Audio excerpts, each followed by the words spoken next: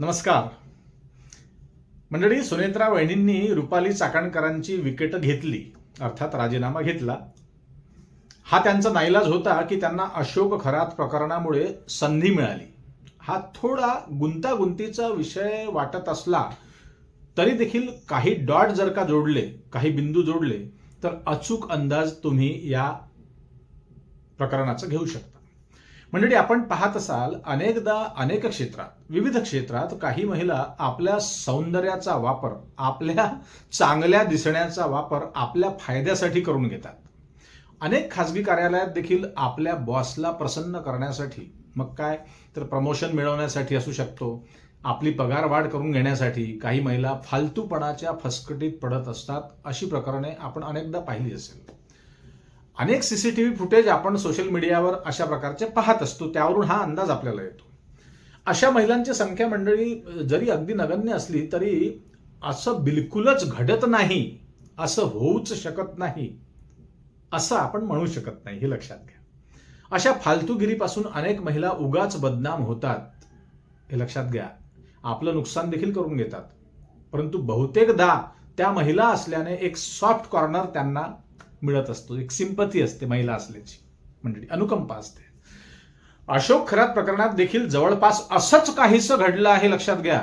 याचा दोषी अशोक खरात असला तरी ज्या महिलांचं लैंगिक शोषण त्या बुवाने केलं, त्या बाबाने केलं, मग त्या बाबाकडे, त्या अशोक खरातकडे तिथे त्या महिला स्वार्थासाठीच गेल्या होत्या, हे सत्य नाकारता येत नाही, लक्षात घ्या. वेगवेगळ्या प्रकारचा स्वार्थ. आता आज जो मुद्दा आपला आहे, आजचा विषय आहे, याचा अर्थार्थी संबंध या विश्लेषणाशी अजिबातच नाही असं आपण म्हणू. परंतु रुपाली चाकणकरांची जी विकेट सुनेत्राताईंनी घेतली, तो संदर्भ जरी अशोक खरात असला तरी राष्ट्रवादीतील त्यांचा पूर्वीचा वावर हा देखील विवादास्पद लोकांना वारंवार वाटत होता. तो डॉट याच्याशी जुळतो का बघा.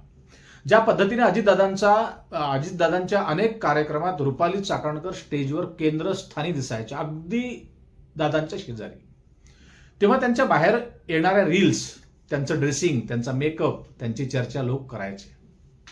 त्यांची नखं आर्टिफिशियल, त्यांना सौंदर्याची नैसर्गिक देणगी लाभली, ते त्यांचं भाग्य आहे मंडळी. त्यावर आपल्याला बोलायचं काही कारण नाही. परंतु ज्या पद्धतीने लोक अनेकदा दादांच्या कार्यक्रमात त्या दादांच्या अगदी अवतीभवती दिसल्या की चित्र विचित्र कमेंट्स लोक करायचे अनेक चॅनल्सवरील व्हिडिओमध्ये, नको ते लिहायचे. आजही तुम्ही बघत असाल तर अशोक खरात प्रकरणात त्यांच्यावर खूप वल्गर शब्दात, अतिशय वाईट शब्दात त्यांच्यावर लोक कमेंट्स करतात. हे ठीक नाही, खरं तर हे नको. परंतु समाजात वावरत असताना तुम्ही कुणाकुणाच्या तोंडावर झाकण ठेवणार, कुणाचं तोंड गप्प करणार, हे शक्य नाही. परंतु काहीही कारण नसताना आ बैल मुझे मार अशी गत रुपाली चाकणकरांची हल्ली झाली आहे. राजकीय क्षेत्रात त्यांचं फारसं तुम्हाला ठाऊक असेल प्रभावी काम लोकांना कधीच दिसलं नाही, नव्हतंच. त्या राज्य महिला आयोगाच्या अध्यक्षा होत्या, त्या दरम्यान महिलांच्या संदर्भात अनेक घटना घडल्या. त्यापैकी तुम्हाला ठाऊक असेल प्रमुख घटना जर बघितल्या तुम्ही तर वैष्णवी हगवणे, डॉक्टर संपदा मुंडे, आणखी एक दोन प्रकरणं होते. या प्रकरणांमध्ये त्यांनी काहीही प्रभावी ठोस अशी कामगिरी दाखवली नाही, काही निर्णय घेतले नाहीत. परंतु या उलट त्या ट्रोल झाल्या त्याच प्रकरणांमध्ये. त्यामुळे तेव्हापासून त्या कुण्या दुसऱ्याच्या मर्जीने वागतायत का, किंवा कुणाला वाचवण्यासाठी त्या या प्रकरणात ठोस भूमिका घेत नाहीत का, असं लोकांना जाणवलं, असे लोकांना प्रश्न पडले अनेक. त्यामुळे मग त्यांची लोकप्रियता हळूहळू कमी झाली. अर्थात राजकीय क्षेत्रात देखील फार काही त्यांचा फायदा त्यांच्या पक्षाला, राष्ट्रवादीला झाला असं म्हणता येणार नाही. स्टार प्रचारक वगैरे सारख्या जबाबदाऱ्या त्यांना पेलता आल्या असत्या, पण त्यामध्ये त्या प्रभावी ठरल्या नाही, तसं घडलं नाही. त्यामुळे मग अशा व्यक्तींना लोक फारसा भाव देत नसतात, हे लक्षात घ्या. किंवा तसा प्रभाव त्यांचा दिसत नसल्याने मग आपसुकच लोक काय ते मला पहा फुलं वहा अशी वगैरे प्रतिमा लोक करून मोकळे होतात. आणि त्यातच त्यांचा प्रत्येक वेळी राजकारणातला वावर हा एखाद्या आगंतुकासारखा आहे असं लोकांना वाटायचं. काही दिवसांपूर्वी तुम्हाला ठाऊक असेल सुषमा अंधारे अशा प्रकारे माध्यमांवर बोलल्या देखील. अर्थातच मी लोकांच्या कमेंटवरून हे बोलत आहे, हे लक्षात घ्या. तुम्ही देखील अनेक त्यांच्या विरोधातल्या त्यांच्या निगेटिव्ह कमेंट्स वाचल्या असतील. आपण एक गोष्ट आणखी लक्षात घ्या मंडळी, की प्युअर राजकारणी 24 कॅरेट राजकारणी लोक काही वेगळेच असतात राव, लक्षात घ्या. तुम्ही यापूर्वी अनेक महिलांना राजकीय क्षेत्रात बघितलं असेल, प्रत्येकच पक्षातल्या. त्यापैकी एक आठवलं मला, सुषमा स्वराज ज्या आता नाहीत, सुषमा स्वराज असतील किंवा प्रियंका गांधी असेल, वाड्रा असतील, आज सुषमा अंधारे असतील, सुप्रिया सुळे असतील, अशा काही निवडक महिलांचं बोलणं, वागणं, वावरणं, त्यांचं ज्ञान, त्यांचा अभ्यास जर का आपण लक्षात घेतला तर तशी काही तुलना रुपाली चाकणकरांशी या मंडळींची होत नाही, होऊ शकत नाही. फक्त या एकट्याच नाही रुपाली चाकणकर, तर तुम्ही अनेक पक्षात थोड्याफार प्रमाणात ही संख्या आहेच. काही पुरुष आमदार देखील नेते आहेतच. त्यांच्याकडे उपजत कौशल्य नसल्याने मग ते पातळी सोडून स्टेजवरून बोलतात, भाषणं ठोकतात किंवा चर्चेत राहण्यासाठी काहीतरी उपटसुंभासारखे स्टेजवरून बोलतात, विवादास्पद नको त्या ठिकाणी नको त्या शब्दात टीका टिप्पणी करतात. आणि मग काय, स्वतःला आपल्या पक्षात आपल्या पदावर सुरक्षित ठेवण्यासाठी आपल्या प्रमुख नेत्याच्या मग त्या आरत्या गातात स्टेजवर. त्या एक ताईसाहेब आहे कोण, तेव्हा त्यांचा शून्य अभ्यास लोकांच्या लक्षात येतो तात्काळ. अशा लोकांना त्यांचे पक्ष बघा, त्यांच्या स्वार्थासाठी त्यांना ते सांभाळत असतील, परंतु सामान्य नागरिक त्यांना कधीच स्वीकारत नाही, हे प्रामुख्याने लक्षात घ्या. त्यामुळे अशा काही नगदी नारायणांमुळे, अशा नगांमुळे अनेक पक्षांची प्रतिमा डागाळलेली आहे, बदनामी झालेली आहे. असंच काहीसं रुपाली चाकणकरांचं झालंय मंडळी. असं लोक बोलताना दिसतात हल्ली. काय म्हणायचं त्याला, कहा गए कहा नाही, क्या लाया तो कुछ भी नाही, असं त्या चाकणकरांचं झालंय. त्यांचाही वेळ वाया जातो उगाच, आणि पक्षाचाही उगाच वेळ वाया जातो. लोकांशी तर यांना देणं घेणं उरलंच नाही नेत्यांना, हे आता सर्वश्रुतच झालं आहे. कदाचित दादा असते तर तरी देखील चाकणकरांना राजीनामा हा द्यावाच लागला असता, नाईलाज राहिला असता. कारण राष्ट्रवादीचं रिमोट हे भाजपाकडे आहे, हे तुम्हाला ठाऊक आहे. त्यामुळे पळवाट नाही आता हल्ली मित्रपक्षांची.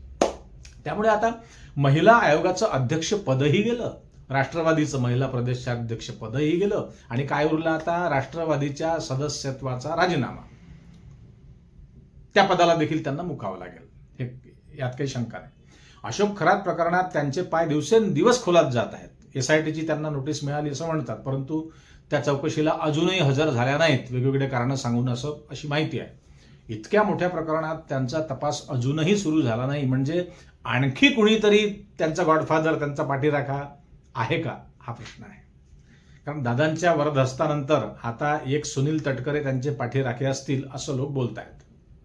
कारण पूर्वी त्या फक्त दादांच्या संपर्कात होत्या, कारण दादाच मालक होते पक्षाचे, सर्व दादाच होते. त्यामुळे दादांच्याच मागे त्या दिसायच्या. काहीतरी पदरात पाडून घेण्यासाठी मालकाच्या मागे राहावं लागतं, लोक त्याचा वेगळा अर्थ काढतात. परंतु आता सुनेत्रा पवार आहेत आणि पक्षाचे सर्व अधिकार त्यांच्याकडेच आहेत, सुनेत्रा वहिनींकडे, आणि त्यांनीच त्यांच्या महिला राष्ट्रीय अध्यक्षपदाचा राजीनामाही घेतला. मंडळी बघा, या व्हिडिओत, या विश्लेषणामध्ये तुम्हाला फारसं काही महत्त्वाचं वाटत नाही असं तुम्हाला वाटेल, परंतु आपण कोणते बिंदू जोडत आहोत ते समजून घेण्यासाठी पुढे नीट आहे का. एक लक्षात घ्या, महत्त्वाची एक गोष्ट, एक संदेश यातून एकच मिळतो या विश्लेषणातून, तो म्हणजे जिसकी जितनी काबिलियत उतनी उसकी हैसियत. जितनी जिसकी काबिलियत उतनी उसकी हैसियत. नट्टापट्टा, दिखावा, दर्शन, प्रदर्शन हा कुठल्याही क्षेत्रात यशाचा मार्ग नसतो. राजकीय क्षेत्र हे पैसा छापण्याचं सोपं माध्यम आहे असं समजणाऱ्यांनी पात्रता नसताना राजकारणात पडू नये, ही तर विनंतीच आहे. नाहीतर ते अशा प्रकारे भोगावं लागतं. हे उदाहरण आहे. आणि काही सोंगाड्यांनी 5 वर्ष कमाई केली, तुम्हाला ठाऊक असेल महाराष्ट्रात जुन्या अनेक धंदे, गोरखधंदे, शाळा, कॉलेज उघडून आपापल्या दुकानामध्ये ते आता बसलेले आहेत, रमले आहेत. कारण त्यांना माहीत होतं आपण या मैदानासाठी, राजकीय मैदानासाठी काबिल नाही, पात्र नाही. त्यामुळे त्यांनी आपल्या दुकानदाऱ्या सुरू केल्या, राजकारण सोडून दिलं. काबिलियत असली तर सत्ता आणि पैसा दोन्हीही पचवता येतात मंडळी. नाव मोठं असलं तर त्या आड मोठमोठे भ्रष्टाचार देखील लपवता येतात. असं घडलं आहे, घडत आहे. अशा प्रकारचे अनेक नेते महाराष्ट्रात होते आणि आहेत.